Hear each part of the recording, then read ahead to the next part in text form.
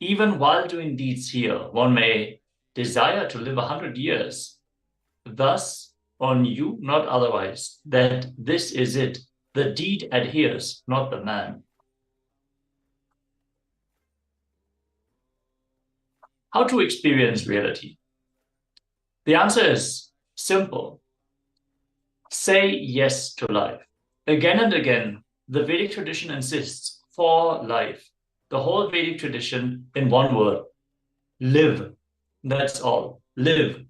Live so powerfully, so clearly, that all your patterns, engrams, fears don't find any place. You're just radiating. You are just overflowing. Live, live, live. The aspects of your life you have been deciding against life. Physically, when you feel bored, that comes as tiredness. Mentally, when you feel tired, that comes as boredom. All pain is suppressed anger. Whenever you become angry, you become violent and decide against life. How many hours of your day are you tirelessly working, active, involved? Ask yourself this question. It is not the kind of work where you are stressed out and you feel you have to move. It is when you are inspired, full of life. This is the essence of life itself. Let us now listen to the revelations from the Supreme Pontiff of Hinduism, where he is clarifying that deciding for life clears all karmas. Let us listen into this session.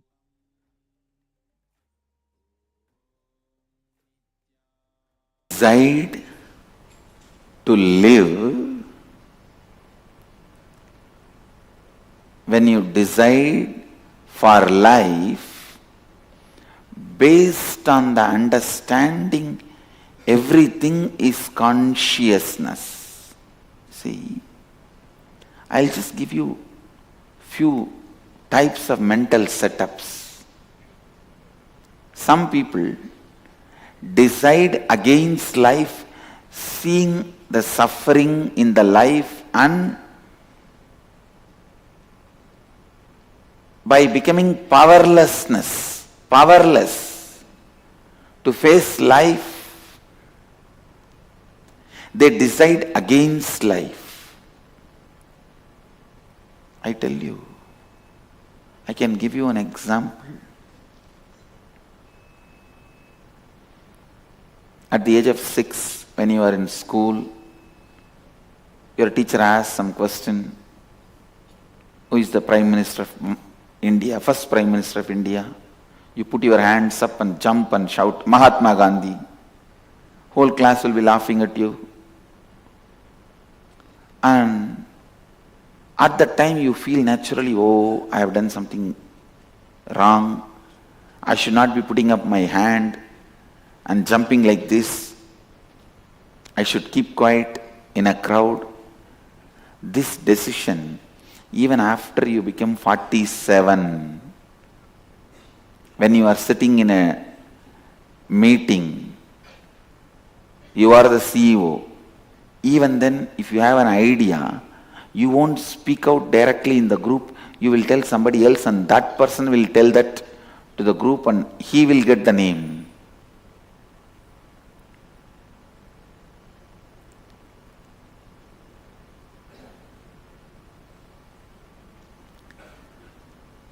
You decide for your whole future based on one incident. Look in. Thousands of decisions you have done based on one incident against life. And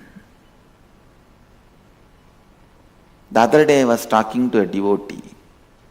I was telling him, hey, always remember you are Mahadeva, Shiva, and move the happenings of your life with this understanding. He said, no, Swamiji, I just have a blood pressure and sugar. I tell myself I am Mahadeva and let this blood pressure and sugar be healed. When that does not heal, I lose confidence that I can change the other things. Listen. this blood pressure and sugar, you would have taken so many thousands of decision against life, that is why it came. So now when you decide for life, decide at least few times till that whole part starts listening to you. See, your decisions against life has become a big chunk in you. You may not need to kill all of them, but you need to create the decision for life, at least to drive them enough. See, each time your decision against life becomes one soldier against you. If there are 2 million soldiers inside you, each time you create a positive decision, means for life, you are creating one soldier in your army. Now, you don't even have to create an army for you to kill the opposite army, but you have to at least create the sound, noise, that they should run away. So if you have taken 1000 decisions against life, at least 10 decisions for life you have to take. Only then all those 1000 decisions against life will be nullified. Many times you decide against life just because of a simple incident, for small reasons. So understand,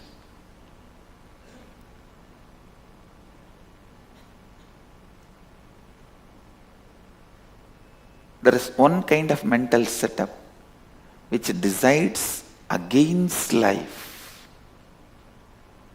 because of few incidents of life. Second, there are a set of people. There is a kind of a mental setup. They decide against life. Listen, they decide against life out of ignorance. That deciding against life is going to give them peace or liberation. That ignorance. People think, oh, instead of living like this, let me die. And you think if you die, immediately you are released from all this suffering? No. If death is going to be the freedom from all these sufferings, I would have started promoting suicide long before. No. It is no way going to free you. Please understand, if you commit suicide because you are not able to handle your wife, you may have 10 wives exactly like the same person with whom you are living in the hell. Now, from whatever you think you can escape, you will have more.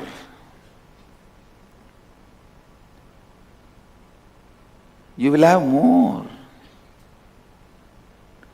And unfortunately, in the hell, you don't have a choice of committing suicide.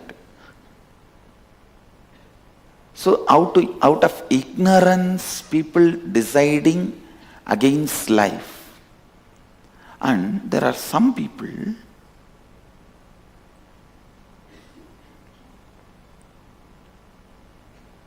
who want to choose for life, decide for life, but do not think that is what cosmos wants you to do. Don't sincerely, authentically stand by it. They say, all right, now I am deciding for life and let me see how much it goes, how far it goes. After 2 days, one small shaking, immediately they fall back. They collapse. Again they start entertaining the thoughts, I think instead of this, let me better withdraw. Please understand. All withdrawal you did is against life. Whether you withdrew from your job, thinking that it will be too stressful and responsible, or you withdrew from your love affair, thinking that it will not be possible for you to stand and give a fight against the people who are opposing you, or you withdrew from your career or responsibility, or you withdrew from your decision of sannyas, whatever withdrawing is against life. Listen.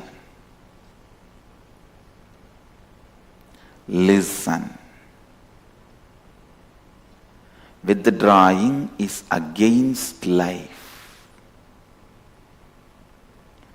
See, before you start, spend enough time in analyzing, is it non-violent? Is it not hurting others? All that do it. Because anything violent, hurting others, the moment you realize, you should withdraw. That is living Advaita. I am not speaking from that context. Listen. Withdrawing because you become powerless is against life. Sometimes you may withdraw to feel more powerful. For example, if you are taking the decision of killing and withdrawing from it because you feel it is violence, then it is right withdrawal. Actually, this withdrawal itself is decision for life. So this is the basic understanding you need to have.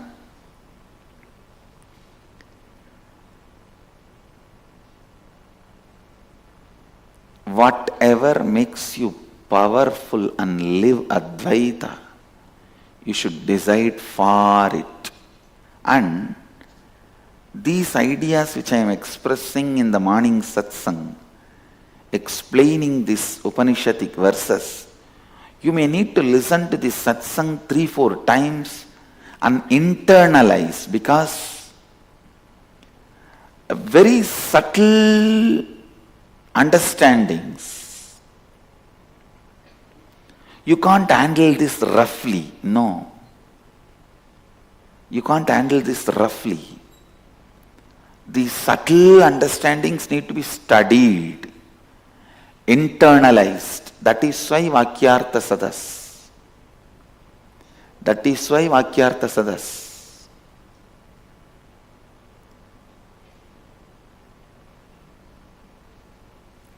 I have decided I am going to build 2 beautiful mandapas, Yagashala and Vakyartha Sadas mandapa.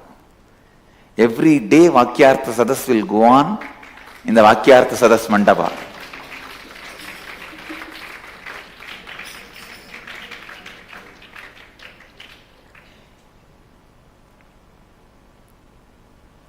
What went on between Shankara and Vyasa will go on forever in this campus.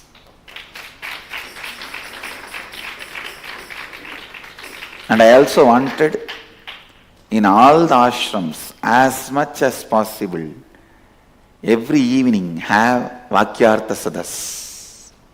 Every evening have Vakyartha Sadas. Even if 10 of you sit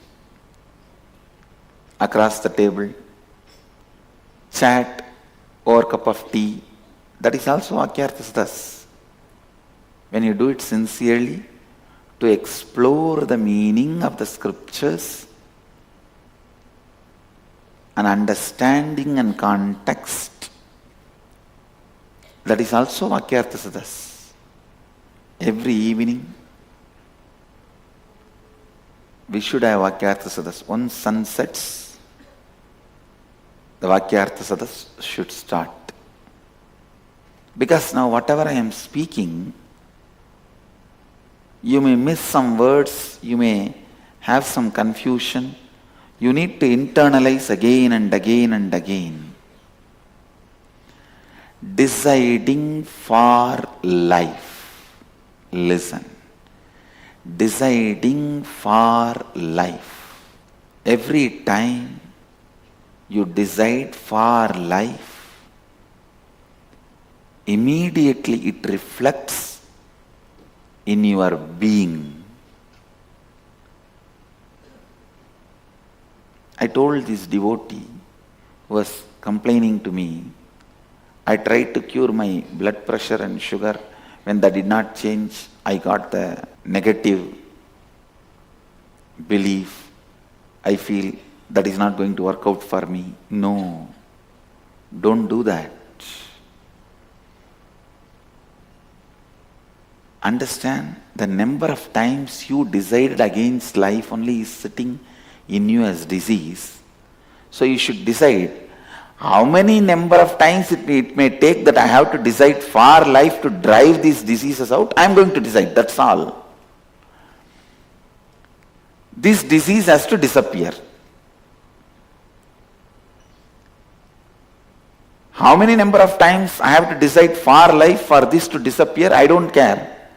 But I am going to go on decide for life. Whether these diseases disappear in this birth, in this body, or in the next body I am going to have healthy body, that is, I don't care about that. But I am going to just stick to the decision for life. This is enough.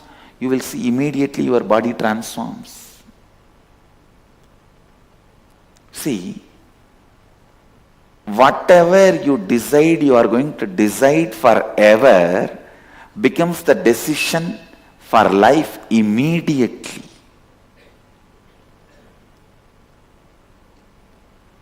Just the other day I was telling in the satsang, if you decide clearly, till death you are going to decide only for wealth, you will feel, then why should I delay till death? Come on, let me start deciding now and let me start expressing. Life will be aligned, tuned. I tell you, frustrated beings are the criminals of planet Earth. Listen, frustrated beings are the criminals of the planet Earth. When somebody is frustrated, starts deciding against life, they are the dangers to planet Earth. When somebody constantly decides for life, they become the juice of planet Earth, the essence of planet Earth.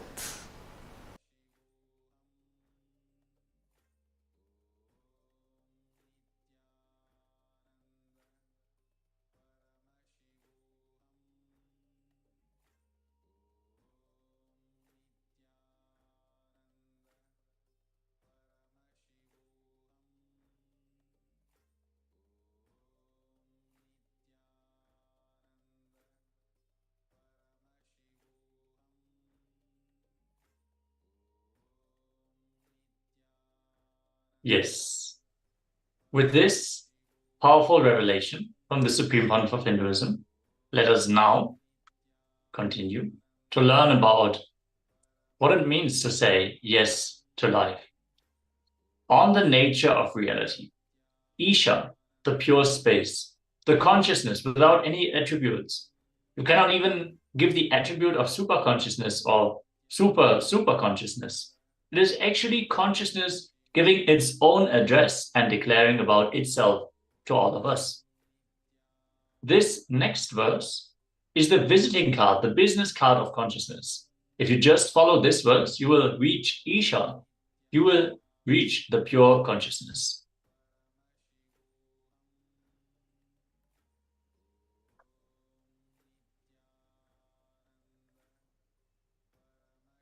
He is stable. He is the only one. He has swiftness, which surpasses the ability of the mind. He was present before anything came into being. He existed in the beginning. He is the embodiment of jnana, truthful knowledge, enlightenment, wisdom, erudition. He is all-pervading, omnipresent, omniscient, and all-knowing. He is beyond the comprehension of even the gods, such as Indra. He can overtake others who are running fast, even though he does not run or move himself a little bit. And it is really relying upon his powers and authority that the various gods, such as the wind god, are successfully able to do deeds such as producing rain and enabling mortal creatures to have life, to live, and bear the prana, the spark of life, and the vital winds to sustain life in a creature. It, consciousness, is unmoving, one and swifter than the mind. The gods of senses cannot overtake and go beyond it, as it has swiftly moved ahead, remain situated. It outruns all the other runs. In it, the life energy moves and expands itself in space, supporting all activities. What is it that is unmoving? Earth is moving, moon is moving, sun is moving. Don't believe the sun is not moving. It is moving, but at a pace where you cannot grasp. Everything is moving. What is it that is unmoving? The idea you exist is the only one unmoving. Before you grasp anything, the experience you remember that I exist, before you perceive anything, before you are able to think anything, before you are able to understand anything, whether an idea or a concept or a truth or the sensory experience, whether it is sun or moon or earth or universe, you only have to grasp. The being which grasps its isness is the only unmoving. How to perceive reality? The Upanishads, the cosmos, declaring its own authority authentically in this verse. This verse is a truth and technique which can be practiced. When the third eye is open, you will be able to see, perceive, and anything, everything inside and outside, without even knowing any difference or gap. That moves and that moves not. That is far off. That is also near. That is the inner space of all this. That is also the outer space of all this. Only when your third eye is awakened, you will understand there is no such thing as inner, outer. That is what is the result of third eye awakening. How to find out? For somebody, if their third eye is fully awakened, the idea of inner, outer will disappear in them. It is truth that consciousness moves. And at the time, it is truth that consciousness does not move. Truth that consciousness is far off from the farthest space. The truth that consciousness is also nearer than the nearest space. Truth is the inner space of the whole cosmos. Truth is also the outer space of the whole cosmos, pervading and uniformly ever present inside and encompassing this cosmos from the outside, pervading and uniformly ever present inside and encompassing the cosmos from outside. These are some very deep revelations from the Upanishads. Understand, as long as we experience the inner, outer, the idea that there is something existing outside of us which is separate, we will always run to achieve what is there in the outer world that we perceive. When we understand that there is no such thing as inner and outer, we know that there is nowhere to go in the first place. We are already there. The isness is what is there to be realized by us. It is the fundamental truth, the fundamental principle of the consciousness, that aham, I am, I exist. Let us now enter into a small exercise. Decide for life, complete with all your decisions against life. knowingly, unknowingly, whether you decided against life, now complete with all that. That's enough. Your DNA will have different programming, different energy. Everything you wanted now is your aspiration, which was given tatastu by cosmos. Everything happening to you now is the tatastu you received earlier. Understand the original context for which you aspired, the present situation and happening of life, and celebrating life is completion. If you are frustrated, you are on the right track. The formula of frustration is fulfillment of your earlier aspirations plus aspirations getting matured. That makes frustration. Understand, whatever you manifested, whatever you are experiencing right now is the result of the previous moments where your desires had not yet been matured enough. You didn't grasp the full situation. And now that the situation has actually arrived, you understand that what you desired in the past was not yet matured. Now you understand much more. And still, your aspirations are to be matured. So going through this process is completion. Let us now actively sit and look back where the things that we have aspired for in our past have now happened and we are struggling with them. Let us decide to complete with these aspects of our life. Let us take a few minutes and do the completion, do the internalization of this truth. If you have any questions or doubts about this exercise, please let us know in the Zoom chat or on Facebook or YouTube, wherever you are tuning in from.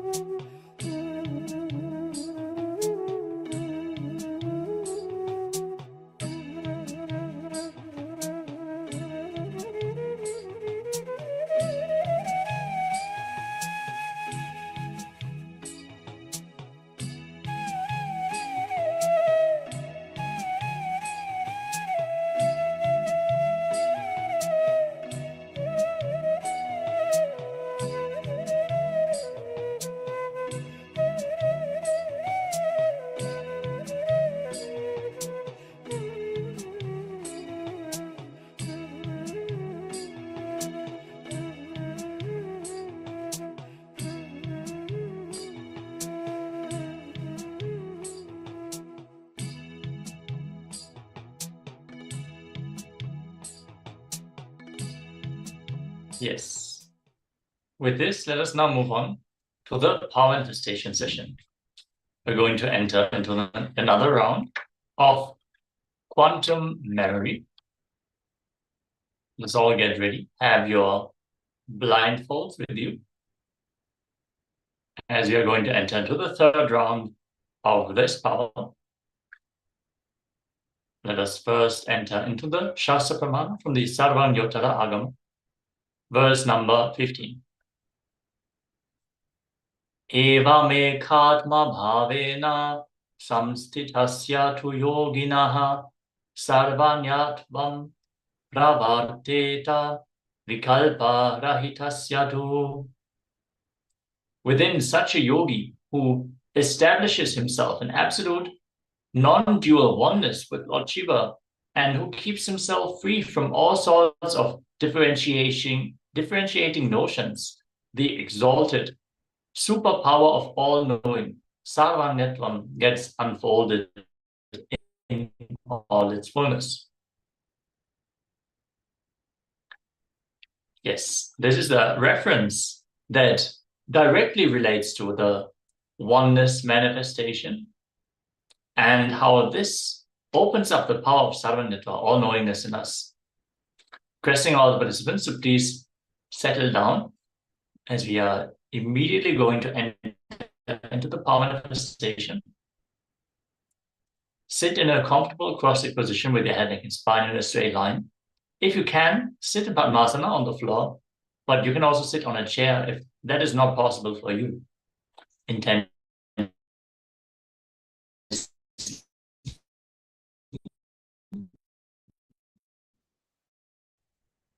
visualize and Paramashivoham to awaken us to the higher reality of Paramashivoham. Connect to him in oneness, as this is the way that we are manifesting him. Sit in that deep, complete completion in the unclutched space, the state of Nirvikalpa Samadhi. Connect to Swamiji by intensely vibrating in the Ajapa. Om Nithyananda Paramashivoham. Keep chanting the Mahabhakya, as we're now going to project the page 225 of the Science of Living Enlightenment book. Have a glance at it and start manifesting the power of quantum memory. And then, in the next step, we're going to pen down whatever was revealed through the power of quantum memory. And then we're going to verify, compare the manifestation. Let us now get ready for this round of the power manifestation.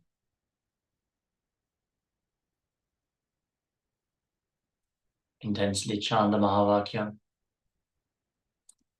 Om Nithyananda Paramashivoham. Om Nithyananda Paramashivoham. Om Nithyananda Paramashivoham. Connect to Swamiji in your third eye and experience the all-knowingness.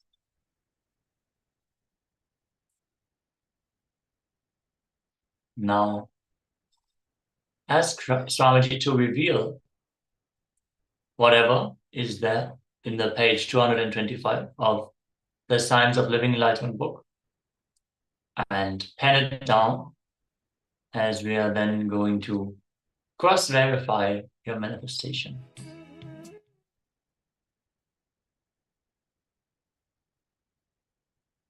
Paramashivoham. Om Nithyananda Paramashivoham.